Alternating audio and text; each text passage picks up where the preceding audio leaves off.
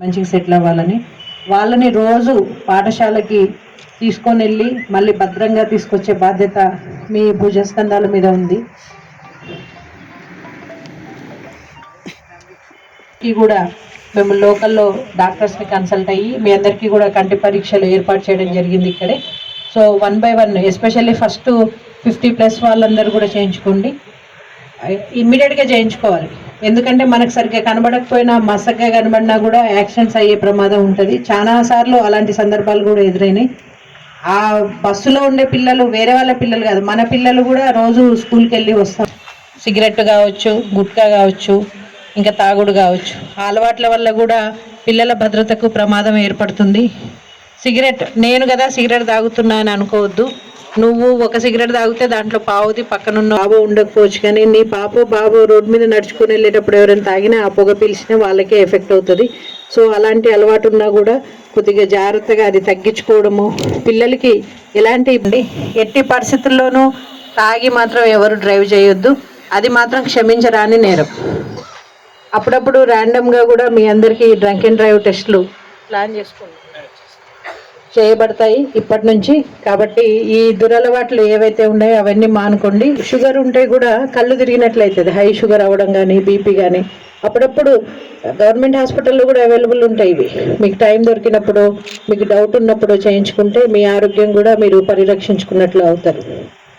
ఇది చాలా important. Next licences, నాకు తెలిసి మరి అందరూ లైసెన్సెస్తోనే ఉన్నారని అనుకుంటున్నాను. ఈ భద్రతా నియమాలు ఏవైతే ట్రాఫిక్ నియమాలు ఉన్నాయో వాళ్ళు ముందుకెళ్ళాలి అని అనుకుంటారు, కానీ స్కూల్ బస్ వస్తుంది చిన్నపిల్లలతోటి అనే ఆలోచన ఇంకా జనంలో రాలేదు. కాబట్టి మీరే ముందు జాగ్రత్త పాటించాల్సి ఉంటుంది. ఎక్కడైనా కరువు రోడ్స్ అన్నా ఏదైనా. సంవత్సరానికి 5 లక్షల యాక్సిడెంట్స్ అయితే దాంట్లో 1.5 మంది చనిపోతారు యావరేజ్గా. చాలా దుర్భరమైన పరిస్థితి అది. అంటే ఇవన్నీ మానవ తప్పిదాలతో అవుతున్నాయి అనేది మనకు అందరికి తెలుసు. కాకపోతే ఏంటంటే మనం కంపల్సరీ ఏంటంటే ఏవో ప్రాబ్లమ్స్ ఉండి మైండ్లో నడపడము, సెల్ ఫోన్లు పెట్టుకుని నడపడము. ఈరోజు రేపు అంత ఫ్యాషన్ ఏంటంటే ఈ ఇయర్ ఫోన్స్ పెట్టి నడపడం నడుస్తుంది. అట్లాంటివి మొత్తానికి జీరో అవాయిడ్ చేసి దాన్ని జీరో తీసుకురావాలి. దానివల్లనే మనకు కాన్సన్ట్రేషన్ దెబ్బతిని ఉంటుంది.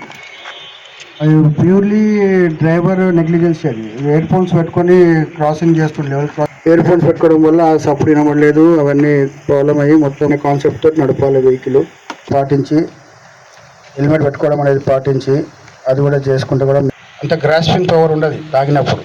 దానివల్ల ఏమవుతుంది, మనము ఏదో ఆలోచిస్తున్నాము ఏదో అవుతుంది అనేది.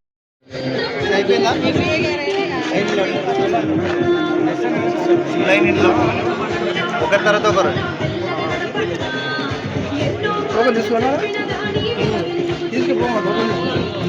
హలో,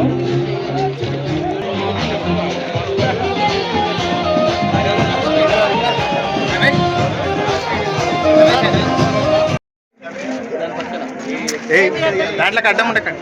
ఇక్కడ తేలికరా.